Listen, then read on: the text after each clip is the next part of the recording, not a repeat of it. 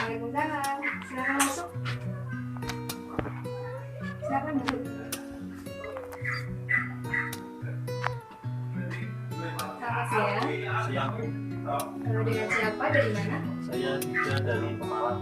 Oh, Mas Dida. Iya. Gimana kabarnya Mas Dida saat ini? Alhamdulillah baik.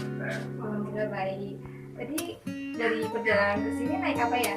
Naik motor, Bu. Pakai motor. Jadi perjalanan tadi di jalan lancar atau macet ya? Alhamdulillah lancar. Oh ya baiklah. Sebelumnya Mas Dida tahu tempat ini dari mana? Dari teman saya itu.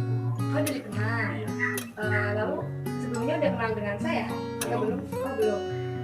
Jadi perkenalkan dulu ya. Saya Rosa Citra Afiatun Putri. Saya konselor di sini di tempat praktik ini. Oh iya, Bu Rosa. Iya baik. Sebelumnya Mas Dida pernah melakukan konseling belum? Belum pernah, Bu. Belum pernah. Berarti Mas Dida pertama kalinya melakukan konseling dengan saya ya? Iya. Jadi baik. Di sini Mas Dida pertama kali dengan saya, berarti sudah ada tujuan melakukan konseling dengan saya di sini. Iya. Oke baik. Sebelumnya saya mau tanya, Mas Dida udah tahu konseling itu apa? Tahu, Bu. Konseling itu proses bantuan untuk menyelesaikan masalah.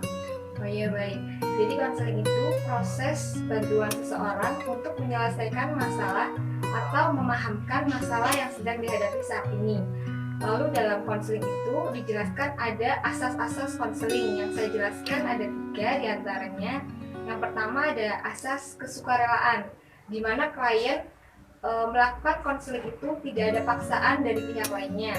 Yang kedua ada asas keterbukaan, di mana klien ketika menjelaskan permasalahan itu harus terbuka, tidak ada yang ditutup-tutupi. Jadi ketika Mas Dida menjelaskan permasalahan tersebut akan lebih baik. Yang ketiga ada asas kerahasiaan, di mana klien itu ketika menjelaskan permasalahan tidak perlu cemas, takut, khawatir ketika permasalahan itu diceritakan kepada konselor.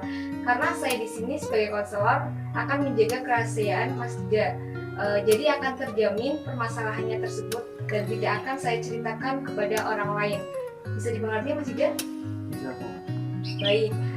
Lalu sebelumnya ketika kita belum melaksanakan proses konseling, saya akan menjelaskan ada perjanjian kontrak waktu. Di sini saya mempunyai waktu 10 menit. Ketika nanti sekiranya waktunya kurang, kita bisa pertemuan lagi untuk berikutnya. Bisa dipahami? Bisa, Bu. Oke. Jadi langsung saja ya Mas Dida. Silahkan Mas Dida ceritakan apa yang sedang dirasakan atau permasalahan apa yang sedang Mas Dida rasakan saat ini. Saya kurang percaya diri, Bu.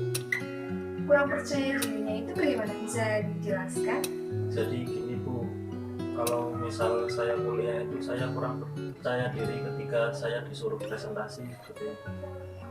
Oh baik. Berarti ketika presentasi Mas Dida kurang percaya diri. Oke. Ketika presentasi dihadapkan dengan teman-teman Mas Dida sendiri, apa merasa kurang percaya diri juga? Sebenarnya enggak, Bu. Cuma tergantung bagaimana teman yang kita hadapi. Misal untuk teman yang di dalam kelas, kalau misal teman yang di dalam kelas itu saya sudah akrab, saya tidak percaya diri. Oh iya baik. Lalu ketika Mas Dida melakukan presentasi tersebut, pernah merasa Mas Dida itu presentasi udah maksimal, udah bagus, pernah merasa seperti itu enggak? Pernah, tapi jarang. Oh iya baik. Ketika melakukan presentasi tersebut sudah merasa tadi maksimal, sebelumnya itu pernah ada usaha ketika mau melakukan presentasi atau tadi persiapan dulu di matang, pernah? Pernah sih, Bu. Misalnya mencoba untuk berkaca atau berbicara bersama teman-teman, tapi akhirnya kadang ada yang lancar dan ada yang tetap grogi seperti itu. Oh iya baik. Tapi ketika tadi merasakan udah berhasil, sebelumnya udah dipersiapkan lebih matang kan? Pernah ya? Pernah. Oh iya, baik. Oke, dari semua yang tadi dijelaskan, udah maksimal dari presentasi, udah melatih berkaca gitu seperti itu.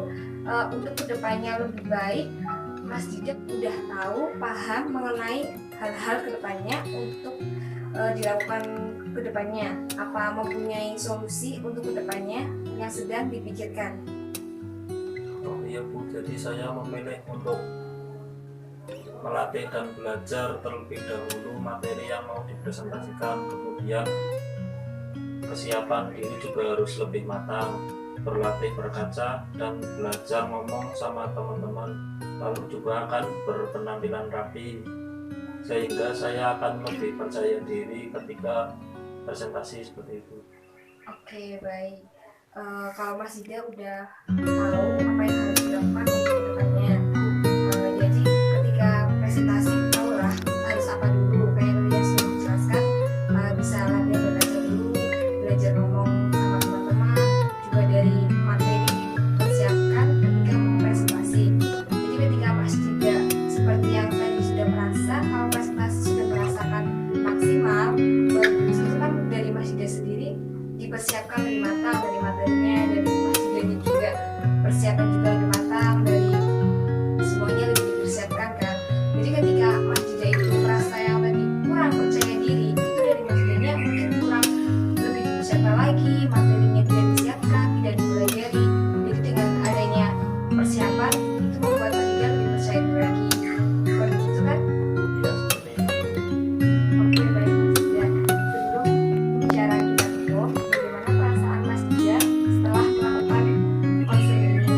Saya merasa lega dan tenang setelah pembicaraan ini.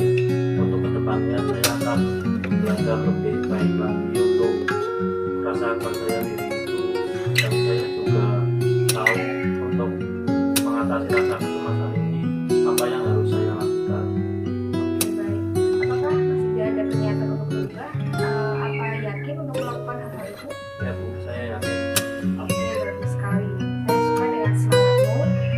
Saya suka dengan niatan baik kamu itu untuk melakukan perubahan hal itu demi mengurangi rasa ketidakpercayaan diri itu.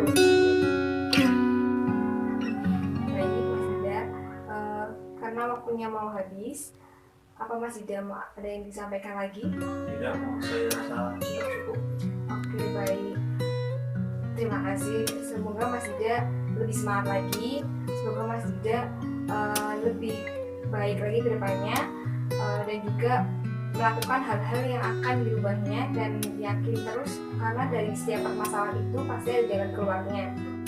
Bu, terima kasih. Oke, sama-sama. Terima kasih juga. Hati-hati di jalannya Mas Dida. Ya Bu.